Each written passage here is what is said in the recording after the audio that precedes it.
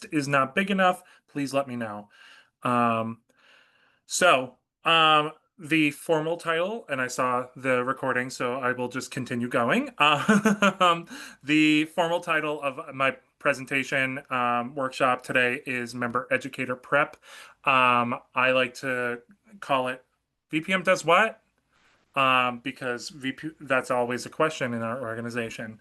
Um, I am Christopher Lukasik. I am one of the Northeast District Counselors. I'm a life member of the Delta Delta chapter at UMass Amherst, and I also serve as the chair of the National Curriculum Development Committee, at least until a new chair is appointed. Um, uh, for our agenda today, we're going to talk about VPM responsibilities, both in the Constitution and in Overture. We're going to do a quick walkthrough of the resources that Overture provides. We're not going to be reading it word for word and all that. We're going to talk about lesson planning. We're going to talk about accommodations, disciplinary status. We're going to do a quick walkthrough of continuing education. And in all of this, a major part of this will be focusing on membership education for membership candidates, but we're going to be talking about whole chapter membership education, which brings us to our purpose for today's presentation, which is to prepare VPMs for the year ahead related to managing whole chapter membership education. So please wait. If you were looking for a deep dive into recruitment, Katie Langley presented that last session, so check out that recording when they are posted by the national organization. So let's get into it. A VPM does what now? Um, the Constitution tells us, and I'll read it. I'll read this section. I tend to not read word for word on the screen, but the Constitution tells us that the Vice President shall, in the absence of the President, preside at meetings of the chapter and shall advance the purpose of the sorority as stated in the preamble of the Constitution by promoting the work of the chapter as performed by its several officers and committees. The Vice President shall be responsible for the education, training, and initiation of all members of the chapter. Now we're going to do a quick pit stop here. It says vice president, but a lot of chapters have many vice presidents. It doesn't talk about service. It doesn't talk about special projects, all that. So this tells us that our first vice president, if you have multiple vice presidents, our first vice president should be your vice president for membership.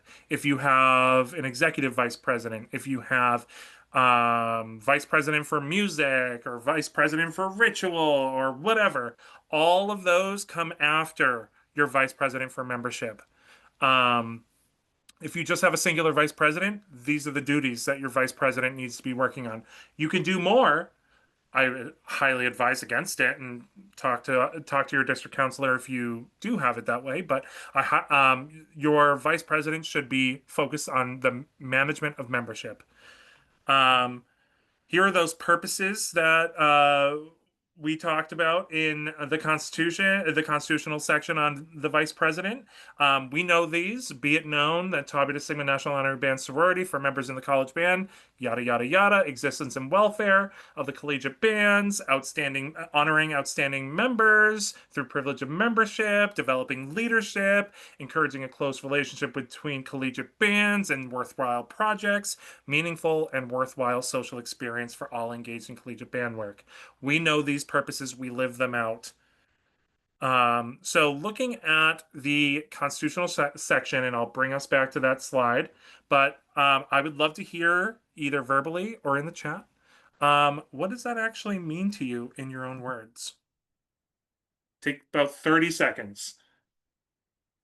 I will not cold call on anybody, so if you don't put anything into the chat or not say anything out loud, we're gonna keep moving.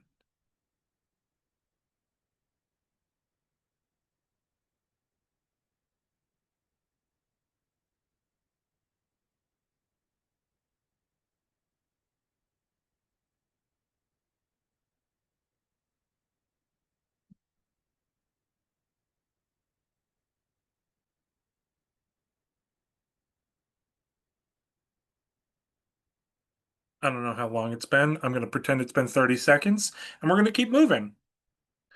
If you're writing something, continue to write it. So here's a recap of what the Constitution actually says. The vice president is in charge of quality membership. Quality membership is defined by people in our chapter who are purpose-driven, purposes, and are mission focused. So, people who are focused on providing exceptional service to collegiate bands, promoting equality and diversity, empowering women in the band profession, cultivating leadership, community development, all of that, academic achievement, all of that. All of our members should be purpose driven and mission focused. And of course, we have our national vision as well, and our eyes should be on the vision with those two things in mind, our purposes and our mission. The vice president is also in charge of promoting the chapter. That gets into the section on advance the purpose of the sorority as stated in the preamble of the Constitution by promoting the work of the chapter as performed by its several officers and committees. So you are the chief salesperson of your chapter. Of course, we're not here to convince people to join the organization, but it still needs to be advertised a little. So you are the central figure. Of course, you are going to be accessing help from everybody, and you're going and but you are going to be that central figure that is coordinating the promotion of your chapter on social media, those person-to-person interactions before membership recruitment. All of that is a VPM duty. You're the membership education manager. What does that mean? You'll be teaching, of course. You'll be coordinating the membership education process, and we'll get into, the nitty-gritty there in a bit. But you are that central person who is coordinating all the membership education in your chapter from the moment someone joins as a membership candidate all the way to graduation. You are that person that is coordinating all that effort throughout the year. Um, and then, of course, if the president's sick or is in class or whatever, you're presiding over meetings. But presiding over meetings should be temporary, of course. If it is permanent, then you become the president. But that's a different training. Um, so what does Overture say? A lot, and we'll get into it, or at least do a scroll through of Overture and all that. But there are duties ranging from creating an MEP, submitting an MEP, editing your MEP, recruitment, teaching, being mindful of accommodations, scheduling, paperwork, coordinating end of process celebration if you're doing a recital, a probate, a dinner, whatever. Um, Administering quizzes, by the way. Watch out for a hot take later on in this presentation when it comes to quizzes. Grading said quizzes, managing progress, ensuring everyone's following sorority expectations, and purposefully this is going off page because Overture puts a lot of information on what the VPM should be worrying about. I shouldn't say worry, should be mindful of. Worry about sounds negative. Mindful of sounds more positive. Um, but Overture puts a lot in there. And by the way, sidetrack, I said this in my last presentation. I realize that I can speak very bluntly, and that's because I am much better at that one-on-one. Like if the Epsilon Omega chapter comes to me with their MEP, and I'm so much better sitting down with Epsilon Omega's MEP and their VPM and saying, "Oh, look at this section. Let's change this. All right, let's plunk this out and write this together." So much better than that, than doing these, bigger presentations. So I like to speak very bluntly. So I'm going to try to speak as positively as possible, but I'm going to give it to you real and make sure that everyone here knows that being a VPM is work. Not too much work, not overwhelming work, but it's work. So if you're looking for that frilly, happy, positive presentation, unfortunately, you won't find that here. Um, but we'll be real. Like I said, it's work, but not too much work. So after hearing all that, are you stressed? Because you shouldn't be. Let's continue breaking this down even further. So many resources exist already, and your job is not to reinvent the wheel. If you if there's a chapter VPM in the room that ran for office on this idea, I'm going to change Overture. I'm going to make membership education look so much different than it ever has in this chapter, and here is my big idea for that. And you got elected because everyone's really excited about that. Great, congratulations. You're going to come talk to your district VPM and your counselors and say, I ran for office on these big ideas, and these are my big ideas. First question you need to be ready to answer is, why do you want to make these changes?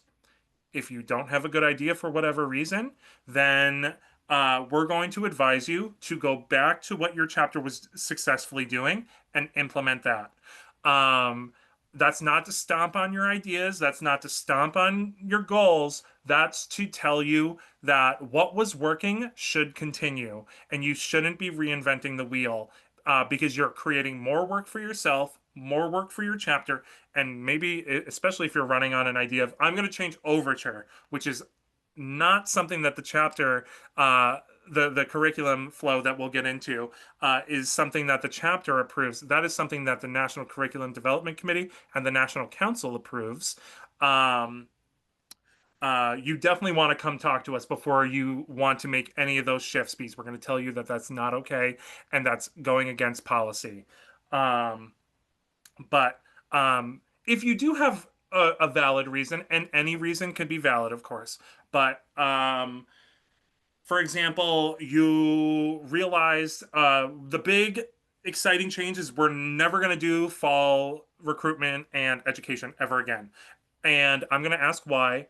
And you're going to tell me, oh, well, in the fall, we only really bring in two people a semester because we can't take in first semester freshmen. We can't do this. We can't do that. But then when we have recruitment in the spring, we bring in 20 and it's really positive, really exciting, and we have such a good energy going. And then we bring come into the fall and we only get two, and it's really disappointing. I'm gonna say, all right, that's valid. Just invite those two that want to join in the fall to do in the spring. And that's a great change. That's a data informed change, not data driven. I like saying data informed. Um, change for your chapter. And there's reasoning behind that, there's logic behind it. But just saying, we've been doing the same thing for years on end, and we bring in 20 people every year, but it's time for a change because we need change. I'm going to tell you, great energy. Let's refocus that energy somewhere else. So don't reinvent the wheel. We're going to begin with the resources we already have. We're going to utilize our previously approved MEP, and we'll get into that we'll get into all of these resources in a second.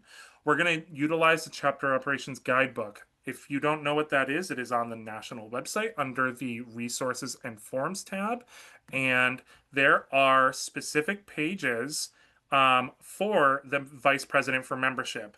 So that will tell you all the different things: planning, membership education, continuing education, key areas of responsibility. This guide was written in a way to talk to you about what is most important to keep in mind throughout your term as VPM or a membership educator. Because if you are just assisting, you're teaching and all that, it's still important to know the role of the VPM. This guide also provides a lot of information to the membership education plan. The reasoning why areas of the template exist, and what you need to put in there, and the questions that you need to answer when you are building your plan. By the way, if your membership education plan is not on the template, that we are moving towards an auto rejection and a direction to migrate all that information onto the template so that each chapter has the same flow. Content's going to look different because content should look different, and activities should look different, and all of that. But the flow of the structured document is going to look the same so that we know that each chapter holds all the same expectations. It's just implemented differently. Um, we're going to utilize the overture guidance found in the document overture, the overture document found on the national website. This is a very quick look at all of that. We will look at that more in depth in a second. And those floating panels came up again. All right, now they're gone. We're gonna utilize Rondo as a resource. Again, these are just resources for us to reference when we're building our ideas. We'll get into all of these in a sec. Um, and then we're going to use the people around us that are there to support us. We're going to utilize our district VPM. We're going to utilize the district council because district council work is collaborative in nature. So most likely, as a chapter VPM, we're going to be looking at our district VPM. But there are competent and skilled people on our district council who can help out in all areas of the sorority, even beyond their specific office. You're going to utilize counselors because the counselors are the people who have ultimate authority over approval of your MEP. We'll get to that later. The curriculum committee is a group of experts on membership education for our chapters. We're going to utilize them as well. And then we're going to utilize our fellow chapter officers and determine who's going to help out in providing membership education throughout the year. And we're also going to ask each other for help. So I'm a VPM of a chapter, and Nikki's another VPM of another chapter all the way across the country. I might pick up the phone and call Nikki and say, "Hey, I'm going through this problem. What do you think?" And then after I talk to Nikki, I may want to ask Jenny, who's in another area of the country, "Hey, me and Nikki were just talking about this, and I want to get your opinion too." That's a normal thing that we want chapters to be doing. You're not here doing this alone. All right, getting through some of the basics and now into the nitty-gritty of the membership education process. Let's start at the beginning. And it's August 2nd, and I recognize that there was a big deadline yesterday for August 1st, and MEPs were already due. But let's start at the beginning anyways, because there's going to be edits, there's going to be changes, and maybe you haven't submitted for whatever reason, and you still need to submit. Keep these things in mind. We're going to start with our previously approved MEP. So if you had intake or education last semester or last fall, take that document that was approved by your district counselor and bring it and update it into fall 2025. So instead of April 1st being a specific date for second degree, it's now not August, October 31st. Maybe not have degree on Halloween, but run with this with me. Um, all right, so I'm not changing anything in our schedule, like the flow of the schedule, but I'm changing that little bit that said April 1st and I'm updating it to October 31st.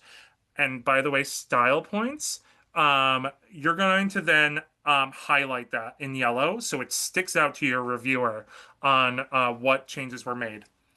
But Christopher, I don't have that document. It was sent to my previous VPM's personal email, and they're not responding to text. That's okay. Email us counselors, and we will have it in the depths of our email. Or if we're well organized, we put it in a folder that we can just easily click, click, share. Here you go. Um, and if that's the case and you're asking your district counselor for it, please don't keep it in your personal email. Bring it to your chapters at tbsigma.org Google Drive and save it in a folder that says MEPs. Please, please, please retain that in your chapter's Google Drive. That way, next year, there's not even a worry. You, as a previous VPM, you're basking in your peace and in your glory, and you're not responding to text saying, "Hey, where's that MEP from last year?" You are relaxing and not worrying because that document was stored in your chapter's Google Drive. Um, I already mentioned we are making those updates as necessary to our recruitment activities. Maybe in the spring we had all outdoor activities, and in the fall it's getting colder and all that. We're going to have all indoor activities, or vice versa. Us in Massachusetts, we love a good, outdoor activity, building snowmen. I don't know. In the early spring semester, but that's obviously not that easy to do in the fall when there's no snow. So we gotta update our recruitment activities. We're gonna submit that for approval on time or as close to on time as possible. And then edits are going to be requested from us, from our reviewers, from our district VPM and our district counselors, whoever is reviewing that, are going to ask for edits. Um, and then after approval, if changes need to be made because scheduling throws something off, or you did a quick change to a recruitment event, we're going to send a quick email to your counselors and say, hey, this is what we're doing. Can you let me know if there's any problems with this? I can nearly guarantee that after a MEP is approved, a simple change to the schedule is going to be so easy. And is just going to be a, yep, approved, have fun. Um, which brings me to, edits are normal and should be expected year to year. Even if your MEP is a carbon copy of last year's MEP with those necessary updates to dates and recruitment activities, the content is functionally the same. But you get a weird edit from a district council. Well, not weird, but you get a unexpected edit from a district counselor. That's because district counselors are learning year to year, just as you are, and we're reviewing the same documents year to year, semester to semester, and our knowledge and understanding about good recruitment, good membership education develops throughout the year. And fun fact, district counselors meet every month. We talk about the sorority. We talk about what's going on in our district. We learn from each other. So sometimes what I know about what's going on in the Midwest district or the Southeast district or the North Central district, I'm going to borrow some of those ideas and implement it into the Northeast district. So if I, as a chapter VPM, had a easy approval, I submitted that MEP and got a near automatic approval. They didn't even make me do any edits, but this year there's 10 edits I have to make. Why is that? It's because Christopher's knowledge and understanding of membership education has developed throughout the year, and he's seeing different things that he wants us to work on. And now I'm going to talk about myself back into the first person. Um, so please do not be upset, surprised, stressed. If edits need to be made, they need to be expected as a normal course of business year to year or semester to semester. Additionally, policy updates occur. Understandings of the industry of fraternity and sorority life um, uh, uh, develops throughout the school year, the semester, all of that. And as we gain that knowledge, we implement that knowledge into our management of chapters across the district. So again, normal and expected um, edits should be. That was very passive language. Edits should be normal and expected. Very quick touch of recruitment. Again, Katie provided a wonderful um, uh, presentation on recruitment, so check that out if you haven't. And I'm going to give her credit to that first bullet because those are her words. Be friendly and helpful when you are recruiting. Advertise, advertise, advertise. Utilize social media. Print out flyers. Be creative in all of that. Know how to talk about the sorority. And if you want more information on that, check out Abby's workshop that occurred last session. Um, I like to say, very quick elevator speech, one sentence. Tau Beta Sigma is a leadership development and women's empowerment organization. Could I involve music in there? Sure. Could I involve Focus on Five in there? Sure. Could I involve all these things in there? Yes, I absolutely could. But this sentence gives that bite-sized information about what we value in the organization. Utilize your band director and sponsor to advertise and take recommendations from your band director. Have a meeting with your band director and say, who would be a great person to join the organization? They're likely going to have recommendations. So you can go to that person. You can go up to Monica and say, hey, Dr. Anderson said you were a great person to join the organization. Do you want to learn more about Tau Beta Sigma? They'll say yes. They'll say no. They'll say check in with me next week. But either way, you're telling that person that I, as a member of Tau Beta Sigma, are interested in you joining, and also you're being recognized by the band director as an outstanding band member. So get that list from your band director because your band director definitely wants to share that list. And then recruit to all your eligible ensembles. Your band director should outline which ensembles are eligible for membership, and that should be reflected in your chapter constitution. Um, but if you're only looking at marching band and recruiting for marching band, you're only going to get marching band members. But if all your eligible ensembles are all instrumental ensembles, marching band, pep band, jazz band, wind ensemble, concert band, symphonic band, whatever other types of bands there are at your university or college, you should be recruiting to them as long as it's outlined by your band director and your constitution. So we are now moving into more of the business of the process. Um, we're handing out bids, invitations to join. What should those bids look like? Personalized. It shouldn't say dear prospective member. It should say dear Christopher, dear Monica, dear Zion. It should have clear directions for acceptance. It should also be clear that you're offering them a spot. Congratulations! The Sisters of Tau Beta Sigma would like you to join as a membership candidate. In order to accept this invitation, please do A, B, C, D, and E. If there's multiple things they need to do, like stop. It should be very easy to accept. A verbal confirmation saying yes, a email saying yes, or anything like that. If your direction, by the way, is in order to accept, please do not speak to any of us and just show up at the band room at 7:46 p.m. on August 30th. No. There should be a very free line of communication between your prospective members and the VPM. So you should be offering up a meeting if they want to meet and ask questions. Or in an alternative, you can also just say, "Here's my phone number. Call me or text me with any questions you have." There should be a very easy line of communication so that those potential new members have a way to ask questions and whatnot. Um, Sometimes, a lot of the time, chapters are also saying no to people. The right now is not your time, and that is okay.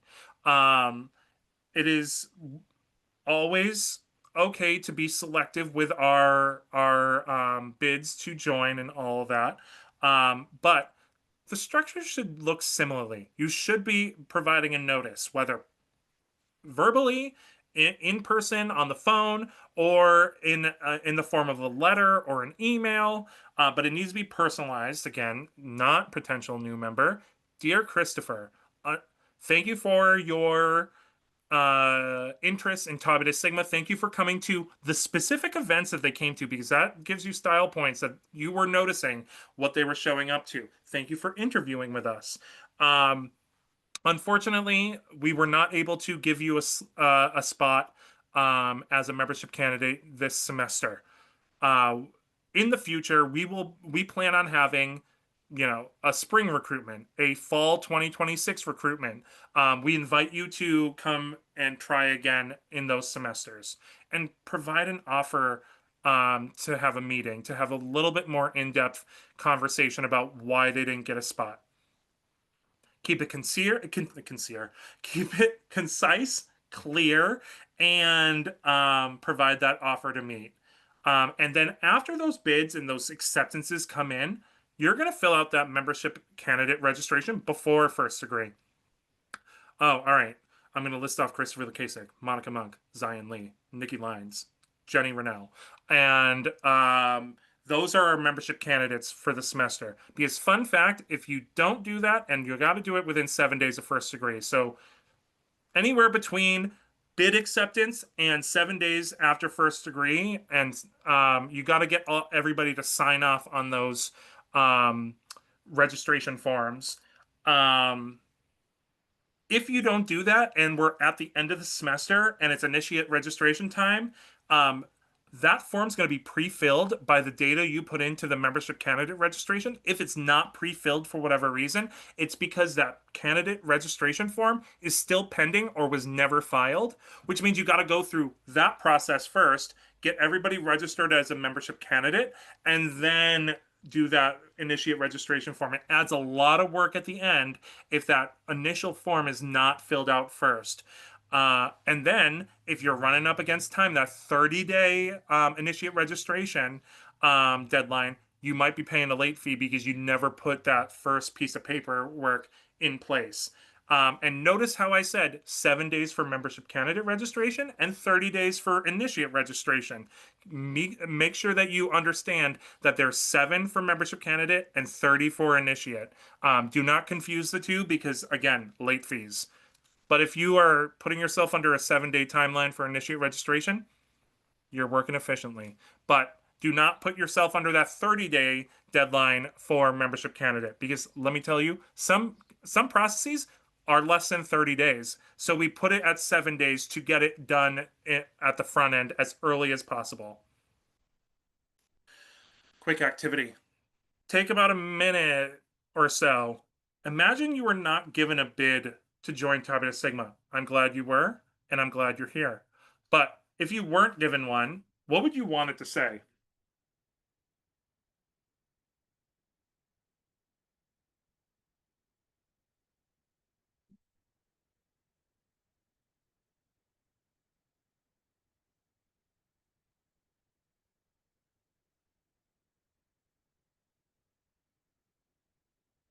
And I invite you to put that into the chat if you want to, and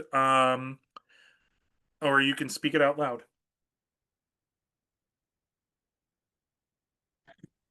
Um, Hi, my name's Emily. I would probably just be like wondering, asking like, why didn't I get a bid? Like, what did I do wrong to not be able to get a bid or join TBS? Thank you, Emily. So Emily's point rests on being notified. Prior to a couple years ago or so, it was a common practice for chapters to not notify when people were not given a bid, and it is extremely important uh, for our uh, for our VPMs, for our members, anybody involved in membership education, to provide notice to that person that they were not selected. That way, when people are, they're at band rehearsal and people are celebrating and people are excited and hugging, they know they are provided with the most clear information that they were not provided a bid for this semester. Um, so it is imperative that your chapter provides notice because again, our organization wants to be inclusive, our organization wants to be welcoming, and even when we say no to someone, we can still be welcoming and inclusive by providing notice, offers to meet, and as Emily said, provide that feedback on why someone may not be given a bid. Oh, well, throughout your interview, you were talking about things that made it clear you didn't have a clear understanding about our organization. You wanted to you thought this was a social organization and you were really excited to just be in a sorority, but you didn't have a really good understanding about our service requirements. Or you said that, you are not really interested in giving back to the band, but you want to be in a sorority. Or you're not showing up to rehearsal on time, and that's a very clear thing. And the band director gave feedback that you're never on time to band or you're talking throughout rehearsal or whatnot. Um, uh, yeah, Zion puts a great comment in the chat about kind of their response to not getting a bid. Would you mind letting me know what I can improve on for the next round of intake? It shows that someone's still interested, and we want to be able to bring those people back if whatever behaviors that were identified are better. Or maybe, GPA is a big thing for chapters as well. Maybe someone's GPA is just not high enough. That's an easy form of feedback to give to someone. Work on your academics and come back to us when they reach our threshold for membership. But you want to provide that information so people are not just off without that information, acting whatever they were like that caused them to not get a bid. So we're now into education, and we're just going to check out one resource for a second. Um, that resource is tbsigma.org/overture. Um, if you are ever navigating to this website and it doesn't load immediately, just know that you are doing it right. The Overture site has so much content on it that sometimes the browser just needs a little bit of time to load everything. Um, this is the landing page for all things membership education. It's slash Overture and it has Rondo in it too, but just understand that tbsigma.org/overture is all things membership education. You have your member educator manual, you have your membership candidate manual or workbook. You have Rondo, our continuing education guide. You have the form to submit your MEP. You have presentation links and all other helpful links that of resources that the curriculum committee has put into place. Please know we will look through all of these. They are all, I think, all of these buttons are password protected, and the passwords can be found in your lovely phone in Discord. If you are not in Discord, please join it. Even if you're not a VPM, you're welcome to join, but that group is directly for VPMs.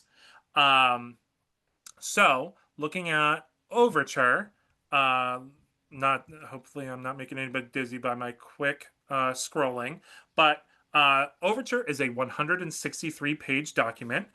There is a lot here, but it provides everything you need to know about running membership education. I like to say if you hand your membership education plan and a printout of Overture to a person off the street, if they read through everything in each of those documents, they will know how to run your membership education plan. That's what those documents are made for. Um, but Overture provides, information on why we have a national curriculum, why it's called Overture, um, the nitty gritty details of the structure of our curriculum. And I like saying very quickly, it's like a funnel. You're starting modules one, two, three, our national level information, very big Tau Beta Sigma, why we have the things we have, and the songs, the national programs. As you get into module four, that funnel gets a little more specific, a little smaller. It gets into the specifics about what who we have as a brother organization, Kappa Kappa Psi. Module 5 brings it into the people of the national organization. We recognize people in our with our scholarships. We have national leaders. We have specific campaigns that bring together all the things you started to learn. Um, then we get into our district. So we went from national down to a region of the nation. And then we get into our local chapter. And then module 8 brings us down at the end of the funnel to the individual learning. Um, and then there's appendices that supplement some of the lessons. But starting here on page 6 through I think it's page 20 or so, provides all these nitty gritty details about scheduling and inclusive practices, the membership candidate workbook that goes along with the member educator guide, activities format, everything you need to know about the structure of the process, fundraisers, service projects, interviews, presentation shows, recitals, and probates. Everything you need to put into your membership educator guide. Here's a quick glimpse into what my hot take will be later on in this presentation, by the way. Um, um, if you were a VPM, if you were involved in any way with membership education, you need to look at Overture. You need to read those first 20 or so pages on the structure of Overture. Let me see if it's actually 20. Oh, I was right. The first 20 pages. Um, um, that will provide a lot of guidance to structuring your membership education uh, process. So getting into the actual nitty gritty details, I keep saying nitty gritty as if it's different from what I've been talking about. The nitty gritty details about actually teaching your candidates. I'm not an educator by training, so there are people who could talk about lesson planning. far, far better than me. But this is the guidance from the curriculum committee. Um, when you are first starting your lesson plan, which by the way, each module should have a lesson plan. Each lesson should probably have their own lesson plan, but each module should have a flow to it, a outline of how you're going to actually teach the content to your candidates. Sometimes it's going to be a presentation behind you, especially when it comes to history and all that, where there's facts and information and data and all of that. Behind you, but a lot of what you're going to be doing is facilitating conversation. So, and you and whoever else you invite, because you're going to identify the people that are going to help you throughout the lessons. For example, you're teaching about national programs. You're going to bring your VPSP or your VPS or your Focus on Five liaison to the lesson on coda, crescendo, and women in music, and focus on five and all that. You're going to identify the materials you need, and then after you identify those things, you're going to identify key concepts that you want candidates to walk away from with each lesson that you provide to them. And then you're going to identify any activities and assessments that are going to help you as an educator measure comprehension of all the content. We'll get into each of these in the next few slides. So read through the manual.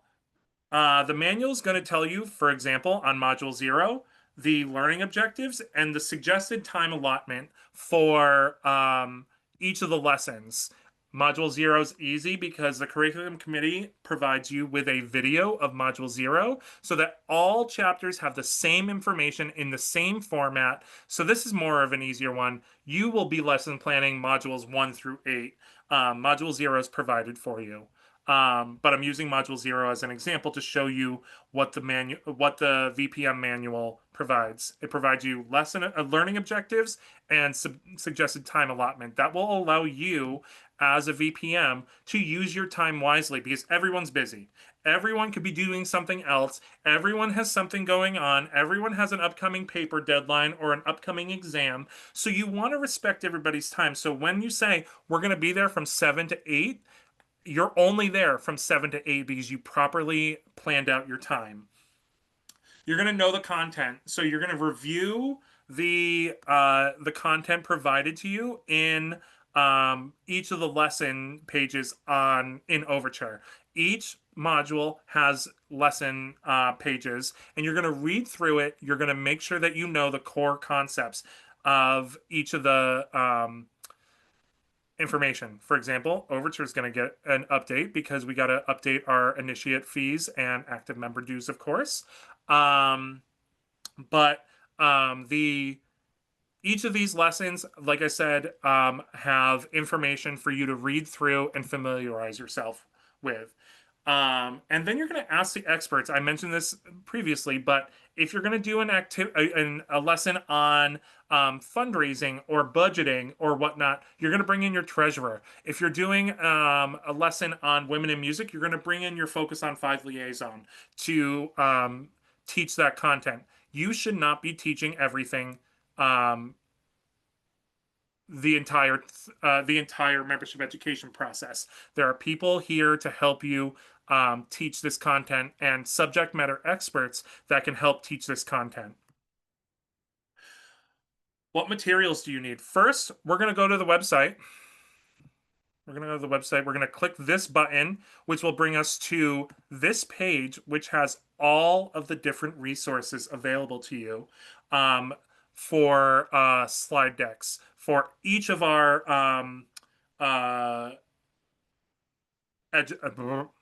each of our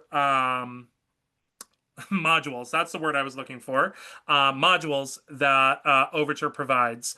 Obviously, Module 6 and Module 7 need to be more updated to each of your districts and chapters, and your district VPM should be providing you with a Module 6 presentation. But let's look through Module 1 real quick.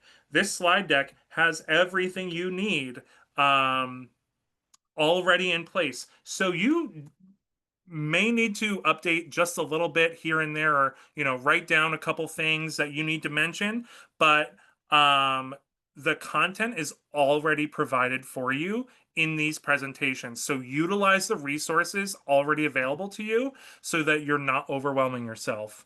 Um, you may need specific materials for activities: dice, paper, a giant beach ball, whatever you may need to do the activities that you chose to do.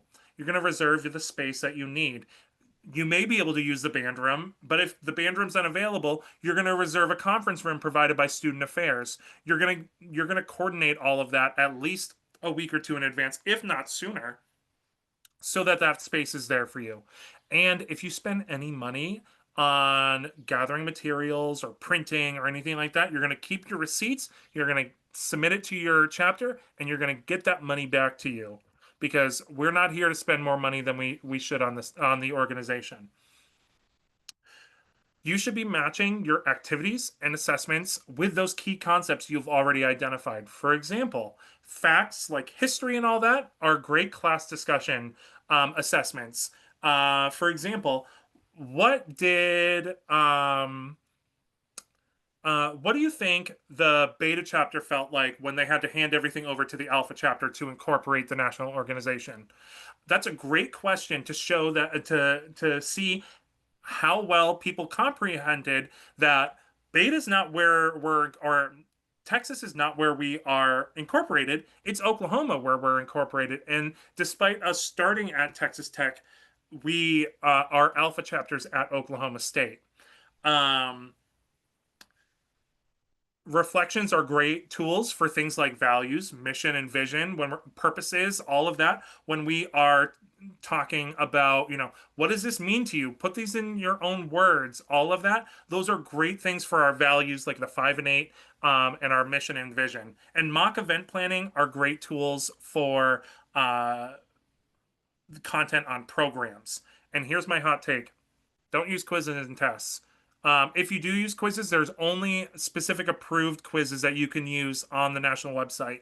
Um, if you want to use quizzes for whatever reason, please make sure that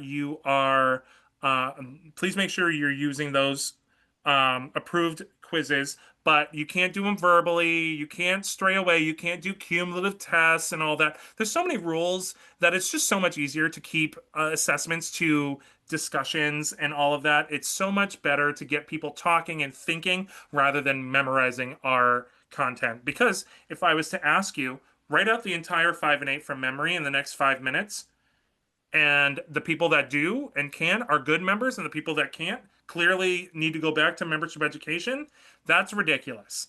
That is unnecessary stress for each of you to prove that you know the information. But instead, in your own words, what does the 5 and 8 mean to you? Still provide you with that opportunity to measure whether or not people are actually getting the material and understanding the material. So I much prefer seeing chapters put into their MEPs assessments, discussions, take home, prompts that they write out and all that, rather than administering quizzes and tests. Because, by the way, if you're telling me someone's getting kicked out because they failed a quiz over and over again, I'm going to tell you to go back and bring that person back, because that's not a good measure of membership. And the sponsors and directors of bands are advised of the same. Practice. My screenshot apparently didn't properly show, but practice your lesson plan. Make sure that you are uh, you know, running through the slide deck, having your little talking points on, a piece of paper, a clipboard, or a note card or whatnot. But keep practicing. Make sure you're comfortable with the content. If you're not practicing and you're doing it for the first time, it's going to be a little clunky. Clunky's okay, but practicing makes the clunkiness a bit smoother. So we're through the nitty gritty on providing education. And I'm just going to highlight a couple things that you need to know as membership educators and members of your chapter. Um, You may have a membership candidate that comes up to you and says, "Hey, I have official accommodations through the university and I need those implemented here as well." The first thing you're going to do is say, "Thank you for letting me know. I need to involve the band director." You're going to call for help as a membership educator. Of course, that's not a like a emergency, like call your band director immediately, but that's a send an email, say, "Hey, Dr. Anderson, we need to meet so we can talk about accommodations for this membership candidate." Um, your band director, as an employee, as faculty member of the university, is trained in how to implement accommodations. So please, please, please call your band director first. You could call your district counselor, of course, but we're going to direct you to the university professional that is trained to handle this. We are trained to help advise and support chapters on all of this, but there are specific university guidelines, especially when it comes to accommodations, that should be handled by faculty, meaning your band director at the university. Most of the time, adopting accommodations is letting that membership candidate tell you how to best implement accommodations and all that. And you just have to shift your lesson plan.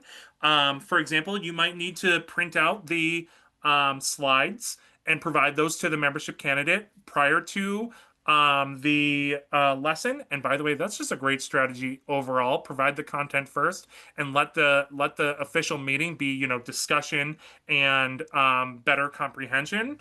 Um, but most of the time, accommodations are reasonable and should be easily implemented as a educator. So we're through teaching. Big part of being a VPM. So we're gonna move slightly into paperwork and disciplinary status real quick. So you made it. We're at third degree. Um, Paperwork's due. The work does not stop just because the process is over. Please, please, please do this paperwork proactively. Here's my hot take on this. After third degree, yay, congratulations. We packed up all of our materials. You, as VPM, you're running around with your laptop to each of the candidates as they're sitting and talking about how great of a member they are and how excited, and they're trying on letters and all that. You're putting a computer in front of them, you're having them log into Opus. Because you already started to process the initiate registration, so they're logging into Opus and they are signing off on that paperwork right there and then. And also, maybe your treasurer is running around with, the little like cash book that they have, and each person is depositing $250 into the little cash envelope they have. By the way, never send cash to headquarters. Never mail cash. That's just a life lesson in general. Never mail cash. Things will get lost. Things will get, ruined for whatever reason. A hurricane's going to hit and flood the specific um, post office that is handling your dues. That literally happened once, by the way. Um, and that cash is destroyed. You can't get cash back. Um, Write a check or pay online. Paying online is so easy, by the way. But either way, the treasurer's running around and making sure that the dues are paid. And I'm running around right now in my little Zoom box. But this is a teachable moment to your MCs that paperwork deadlines matter and you should be proactive with your paperwork. If you're not doing this, you as VPM, you're literally running around. You're in your car, going apartment to apartment, dorm to dorm, getting people to sign things off. Everything's on the computer, but sometimes someone needs help and all that.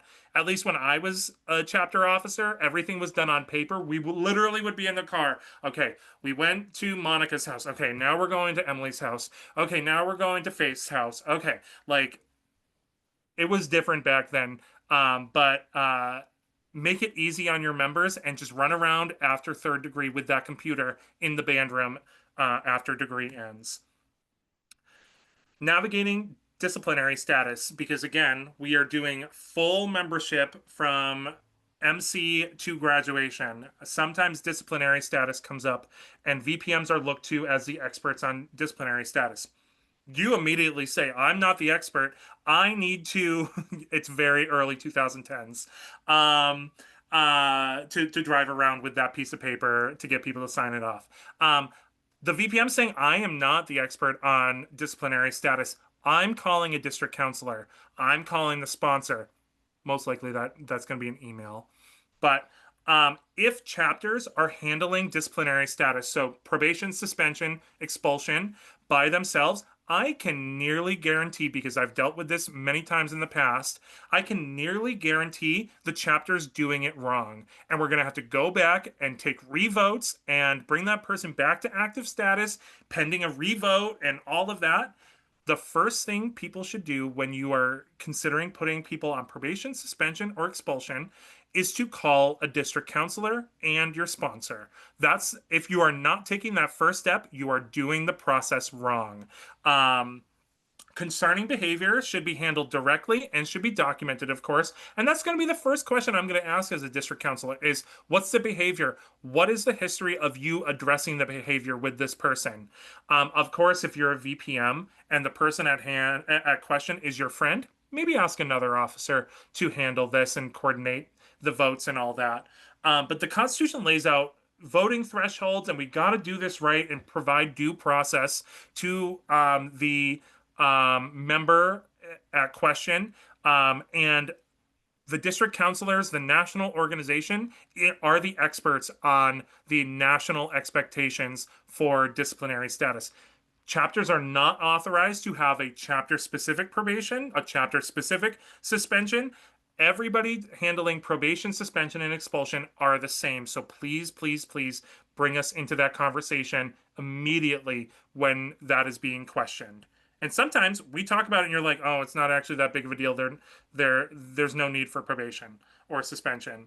Um, and by the way, you can't chapters cannot expel members without a vote of the national council. So you have to do that in conjunction with the national organization. Either way. So takeaway, the write this down moment is when you are considering disciplinary status, call for help. If you don't call for help, we're going to have to redo the process, and likely it's going to cause a lot of questions about what's going on in the chapter. Continuing membership education. Um, we went from disciplinary status, which is a little heavy, to a little more light, a lot more light. Continuing membership education is a lot less structured than Overture. We spent a lot of time on Overture because there's a lot of expectations, a lot of structure here. Continuing membership education activities should cause you and your chapter absolutely no stress. This should be fun, basically. Everyone does not need to be an expert in everything. Knowledge is a collective asset of your chapter. Um, I may know, history and Robert's rules really well, but Monica's going to know programs really well, and Emily's going to know fundraising really well, and Faith is going to know our is going to join me in knowing Robert's rules and history really well.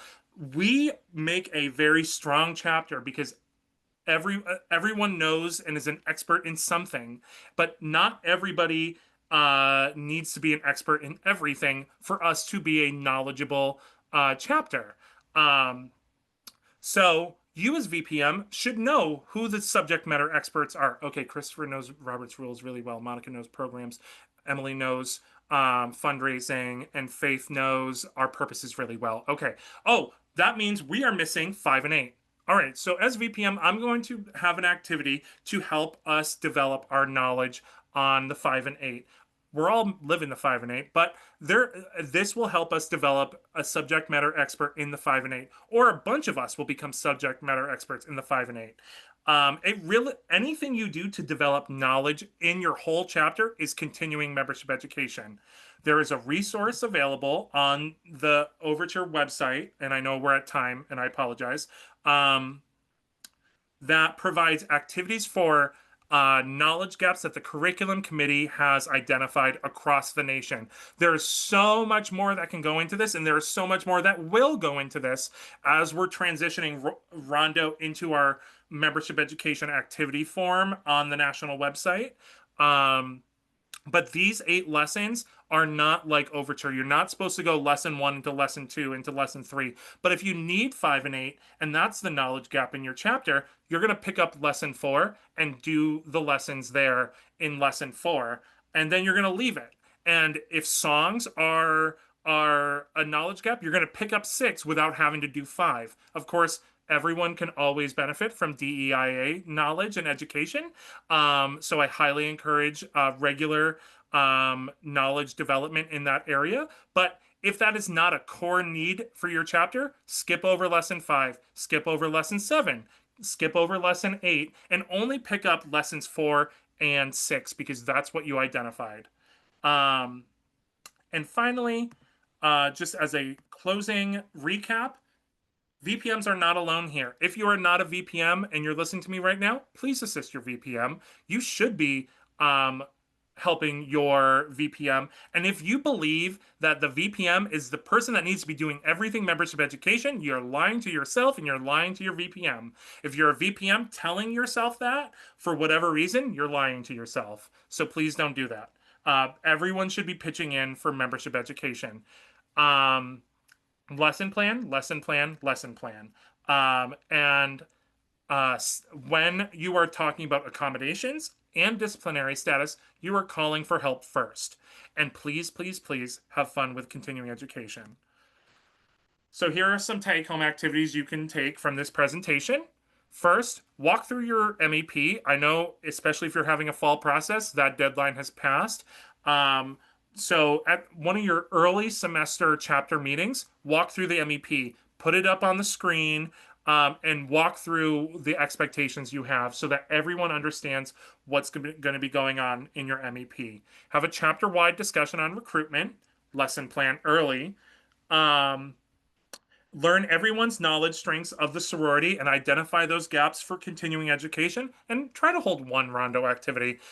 Some of those are really fun. Some of them are not accommodating online, and they're being actively adapted online for an online format.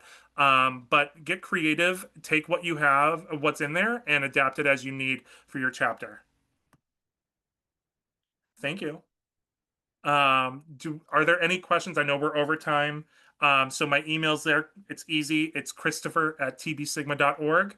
But if you have any questions and want to say them out loud right now, please feel free.